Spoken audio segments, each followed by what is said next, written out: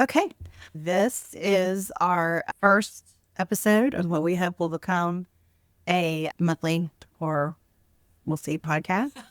And I think that did we decide on Jeny and the Bets talk book? Yes, I think Okay. that's good. Okay, that's going to be our name. John, don't sue us. We love you. So Jeny and I have known each other for how long? Well, at least like 16 because our girls were at each other's first birth. Yeah. So we've known each other for a long time. And I'm trying to remember when I first realized that you were a reader. I guess it was being at your house and seeing your books. And you're still a member of the Book of the Month Club. Is that correct? Correct. So I have an idea what I think your genre is, but how would you describe your reading life? I bounce around. I'm in a book club, so that helps. Oh, yeah, I am too, but not the same one. Not the same one, Uh-huh. but that helps have me branch out. But I tend to be, I don't know, I stay in the historical fiction, psychological thriller, romance area. I don't like sci-fi, and I don't like not scary, that kind. And then Okay. I guess, and then romance, sort of, but not too romantic. Well, I would say that I might have changed over time. I'm an English major, so I used to like literary fiction, but then I got sick of reading after college. And then I started reading short stories. I really liked a writer named Ellen Gilchrist. And now I guess I read sci-fi. I definitely read a lot of thrillers. I like psychological. I like a romance, but not a ton. And looking over the books I've read this year, I would say that it's a lot of thrillers, but also popular fiction. Like The Women, everyone read that. Have you read that? Fiction? Yeah, historical fiction. Okay, so that is, yeah. Did you read Outlander? Are you an Outlander person? No, because that's time travel, and I hate time travel. Oh, you hate time travel. Okay. How do you get your book reps? Well, Book of the Month helps, Mhm. and then Book Talk. So I'm on TikTok. I watch Book Talk. I have a question. I'm not on that. And Okay. so one of my books is recommended by that. I mean, like I heard about it from somebody else who heard about it from Book Talk. Yeah. So what is So Book Talk is just the algorithm of TikTok that is people who recommend books, talk about books. I don't follow anyone in particular. They just kind of pop up on my screen, and then I'll stop and put them into my Goodreads lottery category. That's my other question. You use Goodreads. I do. Do you use ratings to find out what you're going to read? Sometimes, or if it comes down to like I have 2 books on my nightstand Uh-huh. and I don't know which one to start, I'll go to Goodreads and see which one has the higher. Will you not read it if it has less than a certain number of stars? Because I find sometimes I like books. Well, I don't rank them because I was like, I want to write a book one day. And I was like, I realized how hard it is to write a book. I tend to give it stars, but not always write a review. Okay. So I'll give the stars, Okay. but I don't say a whole lot. So Book Talk, Goodreads, that's how you keep track. And then Book of the Month. a Book of the Month. Yeah. And use the recs on there. Mhm. Well, I just have been writing down what I've read every year since, I guess, 1996. That's how I keep track. And I put a star by it if I liked it.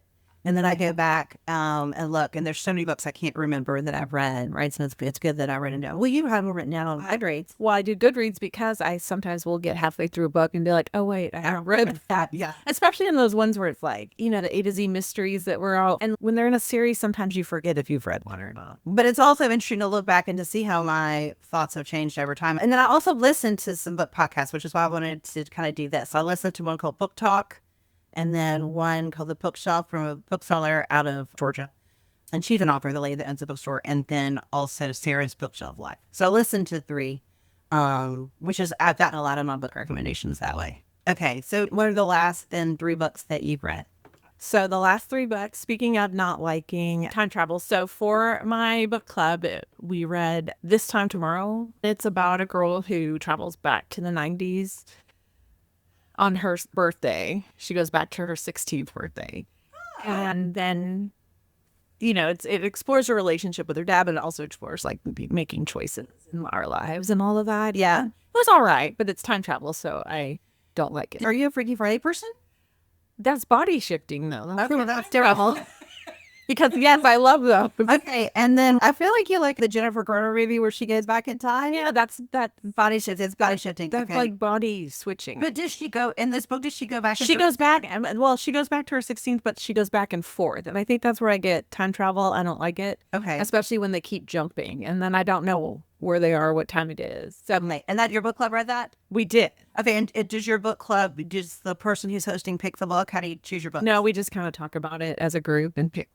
We even just do like a subject. Like this month, we just have to read a book about a witch. Wait, everyone reads a different book? Sure. I like that theme. Other months, does everyone read the same book? Yes. Yeah. So like this time tomorrow, we all read that. Oh, well, then that's why you got asked about The First Witch of Boston. Correct. So we have a lady in our neighborhood who wrote a book called The First Witch of Boston, which is doing really well on Amazon. Came up as one of the choices. Yeah. Okay. Anyway, I did appreciate, if anyone's thinking, should I read this or not? I did appreciate the 90s references, like Jordan Catalano and all of that from My So-Called Life. And some of the musical references were kind of nice because she's back in the 90s. And a lot of people read that book and be like, I know who that is, right? It's always tricky when you put that in. Okay. All right. Then I read The Academy by Hilderbrand and Shelby Cunningham. So that's the book she wrote with her daughter. And I'm a sucker for boarding school books. Grew up on The Girls of Canby Hall, which was a series kind of like Sioux Valley, but they were in a boarding school. And then like prep. Anyway, I like them all. And so I liked it. And the only problem is I don't think I realized it's going to be a series. So I'd finished, and then it was one of those where you have to go back, and I'm like, I missed something. There's a whole plot line that runs through the whole thing, and it didn't get solved. And I was like, did I miss? And then the last one is Forget Me Not by Stacey. I did. Yeah. Okay, so what did you think about it? I liked it, but it's not my favorite of her. Okay, me too. So I, in order, I'd say Whisper in the Dark would be my favorite one. Actually, I would actually put this one second. And then I would put the one about the missing child. That's all the dangerous thing. And then the fourth one I couldn't get into. So I've read 3 of her 4. Okay, I've read the 4, and I would put this one, and then the other third or fourth. But I would put the dark one. Yeah. Flicker in the dark. Yeah. And then All the Dangerous Things, I think is the second. Oh, you would put that second. Yeah. And then somewhere in there is this one, Forget Me Not, and then what's I don't remember. It was memorable. I couldn't get into it. It's something about like sororities or something, but I really did like. She's more of an auto read for me. Okay, well then I won't talk about that one. We just talked about that, and then I read The Favorites. Are you familiar with that? I've read it. Did you like it? I loved it. Okay, I liked it too, and that is I would comp it to Daisy Jones and the Six, but with ice skating. Correct. And also it took me a second to realize that it was also had some Wuthering Heights elements in it. Did you get that? I only after. So I just took a 13-hour road trip, and I got that on Audible, and I started it when I pulled out of Houston, and I had 30 minutes to go when I pulled into my destination, and I listened to it the whole time. I'd heard it was fabulous on audio. The caddy figure skater is a real life figure skater. I forgot his name. Johnny. I don't know. Do you know what I'm talking about? Johnny Ware? Yeah. I don't know if that's who did it, but like he read because it was a documentary, right? Yeah. Okay, I won't spoil it, but anyway, I always liked figure skating, and I feel like I learned a lot about that. Okay, so I really did like that. And then I read a book called Lucky Night. Have you heard of it? I don't think so. Okay, so this was another recommendation from a book podcaster, and the premise is this. I don't think I'm spoiling anything. Is that the couple who is having an affair meets up, so they're not married to each other, and they meet up in a different location every couple of months, and I think they're spending the night together for the first time, and there's a hotel fire in their hotel. Are you an open door or closed door reader? Like, I'm closed. Okay, so I think I am too, or I think I'm medium open. Medium. And these people came together because of their physical attraction to each other. So the first quarter, 30% of the book is super physical. Okay. And so I was like, this is a lot. But once the anticipation builds as far as what's going to happen to them, I liked it more. Okay. So if you like the open door, then you're really the first 25% of this. Yeah. Okay. So what's your favorite book you've read this year? Do you have one? Yes. So far, it's Love and Saffron. I can't remember who the author is. Okay, that's all right. It is. We can link it in the notes. We'll link it in the notes. It is teeny tiny. Like, not even maybe 100 pages. Oh. And it's told in letters. And it's just between a magazine writer and a person responding to one of our articles. And this friendship blossoms through their letters. Oh, cool. Everyone I've recommended it to loves it. But I think part of it is that one of the characters is in Southern California and one is in Washington State. Both places I've lived. So when they reference setting sometimes, I know exactly. You like that. The sweetest little book. Like, so sweet. Do you find like they get the details right? Because sometimes if I read a place I've been and they just use as a locale and then make up stuff about it, like I start to nitpick. But I feel like they got it. She didn't go super in depth, but it was like she was nailing, like the writer was buying a spice somewhere and she nailed the part of LA that you would go to get that spice at that time, because I feel like it's in the 60s. Okay. It's older. So. Okay. I think my favorite one so far is Carrie Said It Was Back. And we've talked about this, our Taylor Jenkins read. I would put this first. But is it your first one? Because Carrie, the first one of hers that you read is your favorite. And so far it's held for most people, but it sounds like no. It's no, because I read Daisy Jones and the Six. I love Fleetwood Mac. And I feel like that's, anyway, I liked it. I didn't love it. I really liked the Prime series they made out of it. Yes. I loved the series. I liked the book. And then I read, my book club read The Seven Husbands of Evelyn Hugo. And then I read this. And then you actually loaned me, or maybe not, actually, that might be your Malibu Rising. I don't know. And then Atmosphere. Did your book club read the one about we actually did. Did you like it? Yeah. Yeah, I haven't read that either.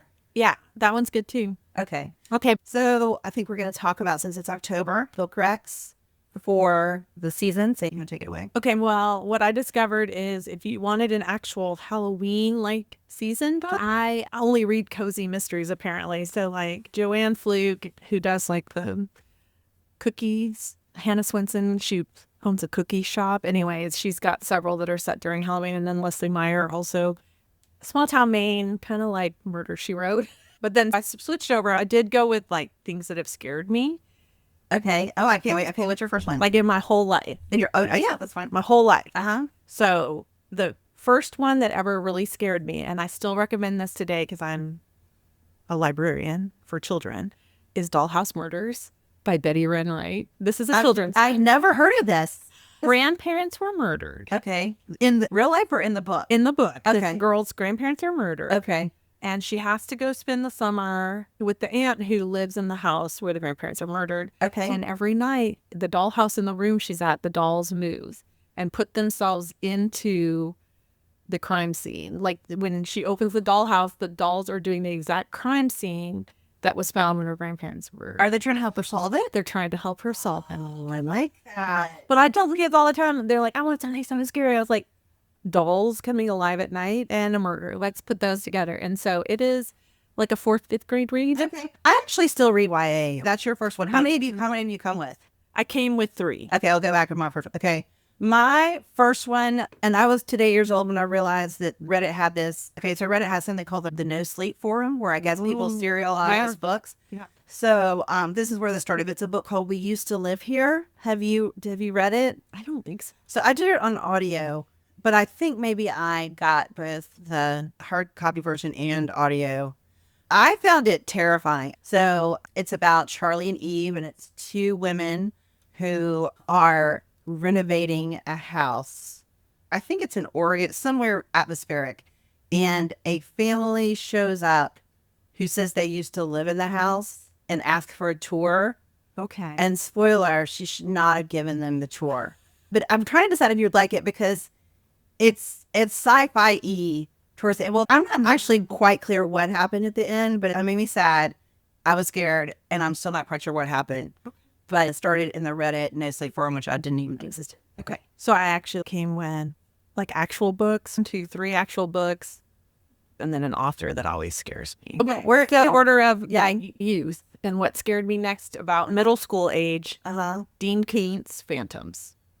They're stuck in a town, there's no one there, and the part that scares me the most is that some little voice down in the pipes, and you can hear it through the sinks and all this, is singing Jesus Loves Me. But like creepy. No, it changes how you go to church. I'll tell you that. And it stuck with me. And anyway, so it's very scary. Dean Koontz Phantoms specifically has changed my life forever because when you hear Jesus Loves Me in a church, I get scared. Oh my God. Just imagine a creepy voice. I know. I think that just makes me sad. It makes me sad for Jesus. Okay. My next one. Have you read Grady Hendrix? He is becoming an auto-read author for me.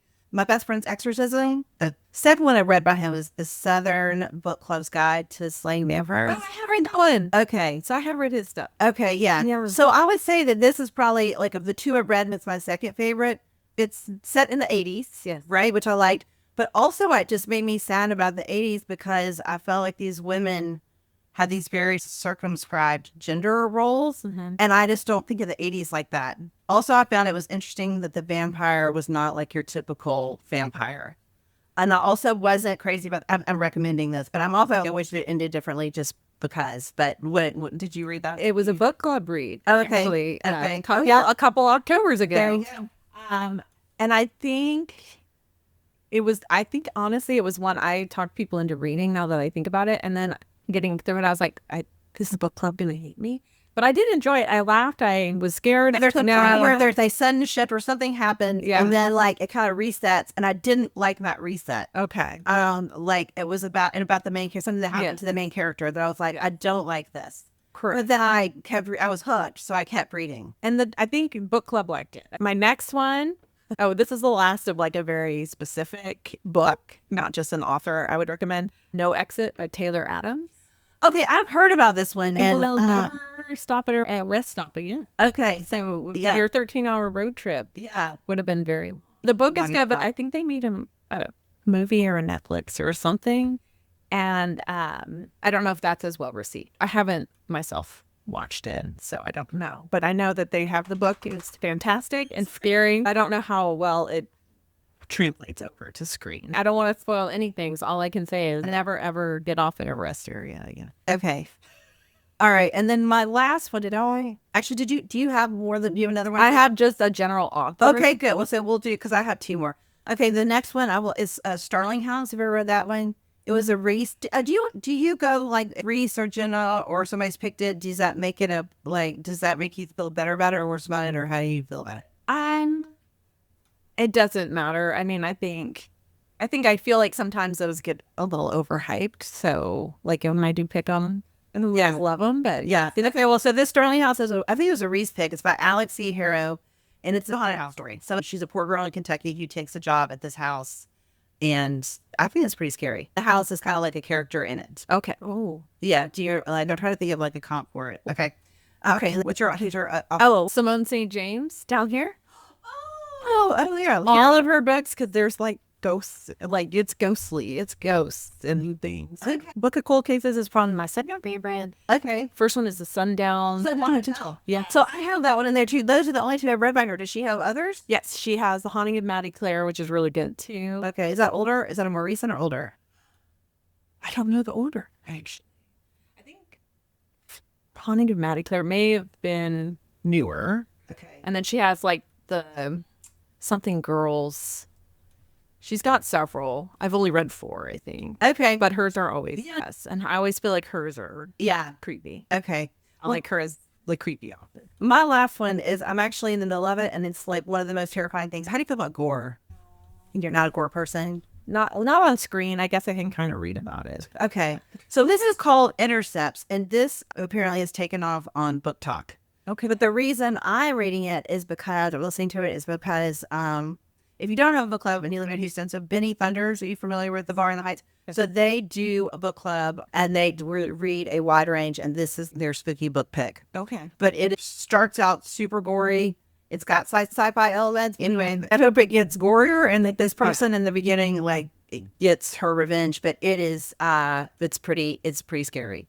It's psychological terror plus gore. So that's all that's why. Okay, so this is our first one. Do you have any suggestions for anything that you want us to cover or talk about? Do you have any topics that you like? I definitely want to do one on suspending disbelief in a book, because there's a book by John Marr that I want to talk about because it's so off the wall. Okay. And then I feel like some of those Riley Sager books, I'm just like, I can't believe this. You lost me. We can do those are great. Okay. All right. Well, thanks very much for listening. Our neighborhood friends and family. Yeah. Pull it. I'm a wee little fan. Okay. All right. Bye.